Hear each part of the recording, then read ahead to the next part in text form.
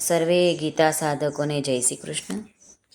આજે આપણે અધ્યાય બીજો શ્લોક ક્રમાંક 36 વિશે થોડુંક જાણીશું. અત્યાર સુધી આપણે જોઈ ગયા કે અર્જુન હતાશ થઈને શસ્ત્રો ફેંકી દઈને યુદ્ધ નહીં કરું આમ કહે છે, ત્યારે શ્રી ભગવાન એમને ઘણો ઉપદેશ કરે છે. એમાં સ્વધર્મનું પાલન, કર્મયોગ, ધર્મયુક્ત યુદ્ધ કલ્યાણકારી છે, આ બધું વર્ણન કરે છે. આ આપમેળે પ્રાપ્ત થયેલો જે અનાયાસે પ્રાપ્ત થયું છે તે યુદ્ધરૂપી જે સ્વર્ગનું દ્વાર ખુલે એવી રીતે મળ્યું છે, તો એને તારે કરવું જ જોઈએ. ધર્મયુક્ત જો તું નહીં કરે તો કીર્તિને ગુમાવીશ અને સ્વધર્મ પાલન પણ તારો થાય નહીં. આથી તું નરકમાં જ પડીશ અને ઘણા બધા લોકો તને લાંબા કાળ સુધી તારી અપકીર્તિ કહેશે. એ તારે મરણથી પણ અધિક દુઃખદાયક હશે. એના કરતાં તો આપમેળે મળેલા યુદ્ધ કરવું જ સારું છે. આમ શ્રી ભગવાન ઉપદેશ કરે છે. અને હવે 36મો શ્લોક જોઈ લઈએ. અવાચ્ય વાદાંશ્ચ બહૂન વદિષ્યન્તિ તવાહિતાઃ નિંદन्तસ્તવ સામર્થ્યં તતો દુઃખતરન્નુ કિમ. અર્થ જાણી લઈએ. શ્રી ભગવાન અર્જુનને કહે છે, તારા વેરીઓ તારા સામર્થ્યની નિંદા કરતા તને ઘણા બધા ન કહેવા જેવા વચનો પણ કહેશે. એનાથી વધારે દુઃખ બીજું શું હશે? સાધક સંજીવનીમાં શ્રી રામસુખદાસજી વર્ણન કરે છે કે અહિત નામ શત્રુનું છે, અહિત કરવાવાળાનું છે. શ્રી ભગવાન કહે છે કે તારા જે દુર્યોધન, દુઃશાસન, કર્ણ વગેરે શત્રુઓ છે, તારા તરફથી વેર નહીં રાખવા છતાં પણ તેઓ જાતે તારી સાથે વેર રાખીને તારું અહિત કરવાવાળા છે. તેઓ તારા સામર્થ્યને જાણે છે કે આ ઘણો મોટો શૂરવીર છે.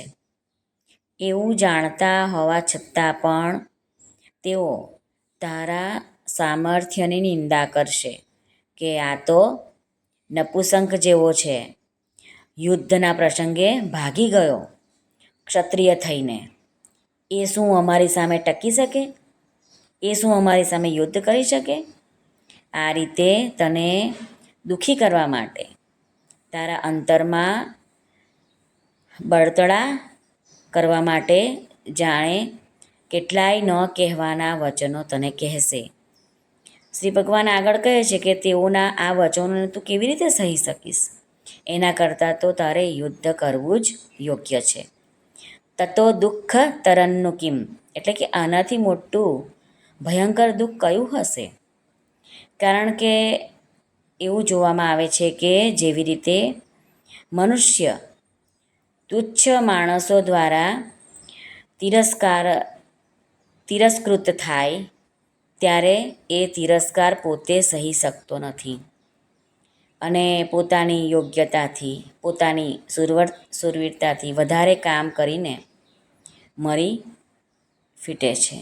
એવી જ રીતે જ્યારે શત્રુઓ દ્વારા તારો સર્વથા અનુચિત તિરસ્કાર થઈ જશે ત્યારે એને તું સહી શકે નહીં અને જુસ્સામાં આવીને યુદ્ધ માટે કૂદી પડશે. તારાથી યુદ્ધ કર્યા વિના રહેવાય જ નહીં, કારણ કે તું ક્ષત્રિય છે અને ક્ષાત્ર ધર્મ તને યુદ્ધ કરવા પ્રેરે છે. હમણાં તો તું યુદ્ધથી દૂર થઈ રહ્યો છે, પણ જ્યારે તું સમય આવે યુદ્ધને માટે કૂદી પડીશ ત્યારે તારી કેટલી નિંદા થશે એ તું વિચાર. તે નિંદાને તું કેવી રીતે સહન કરી શકશે? આમ શ્રી ભગવાન અર્જુનને યુદ્ધ માટે, ઊભો થવા માટે, શૂરવીરપણું લાવવા માટે ઘણા બધા પ્રયત્નો કરે છે અને ઉપદેશ કરે છે. શ્લોક 33થી 36 સુધીમાં શ્રી ભગવાન આ 4 શ્લોકોમાં યુદ્ધ નહીં કરવાથી થતી હાનિ બતાવીને યુદ્ધ માટે અર્જુનને ઊભો કરે છે. શ્રી કૃષ્ણાર્પણમસ્તુ. શ્રી કૃષ્ણ શરણમ મમ. શ્રી કૃષ્ણ શરણમ મમ. શ્રી કૃષ્ણ શરણમ મમ. જય શ્રી કૃષ્ણ શરણમ મમ. શ્રી કૃષ્ણ શરણમ મમ. શ્રી કૃષ્ણ શરણમ મમ. શ્રી કૃષ્ણ શરણમ મમ. જય શ્રી કૃષ્ણ શરણમ મમ. જય શ્રી કૃષ્ણ.